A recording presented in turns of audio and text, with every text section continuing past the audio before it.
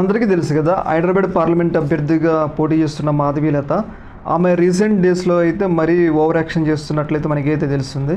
ఇవాళ ఎన్నికలు జరుగుతున్న సమయంలో ఒక సాధారణ మహిళని చూడకుండా కూడా ముస్లిం మహిళలు ఉంటారు కదా, ఓట్లేస్తారు కదా, పాత బస్తీలో ముస్లిం మహిళలు ఓటేయడానికి వచ్చినప్పుడు వాళ్ళని చాలా అవమానకరంగా వాళ్ళ బురకాలు తీసి మరియు వాళ్ళ హిజాబులు తీసి మరియు వాళ్ళ మొక్కలు చూడటం అనేది ఒక్కసారిగా అందరికీ ఆగ్రహం తెప్పించింది. ఒక సాటి మహిళ అయి ఉండి ఇలాంటి పనులు చేయటం ఏందనైతే ఆ మీద అయితే అందరూ చాలా విమర్శలు చేస్తున్నారు.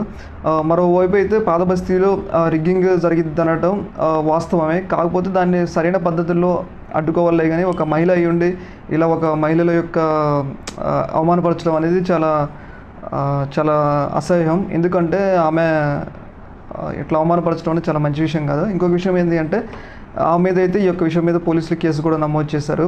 ఒక సాధారణ ఎంపీ స్థాయి అభ్యర్థి అయి ఉండి ఇట్లా ఓటర్ల పట్ల ఈ రీతిలో ప్రవర్తించడం ఏందని చెప్పేసి ఆమె మీద అన్ని వర్గాల నుంచి తీవ్రమైన అయితే విమర్శలు అయితే వస్తున్నాయి. ఆమె రీసెంట్ డేస్లో చాలా ఓవర్ యాక్షన్ పనులు చేస్తుందని అయితే అందరూ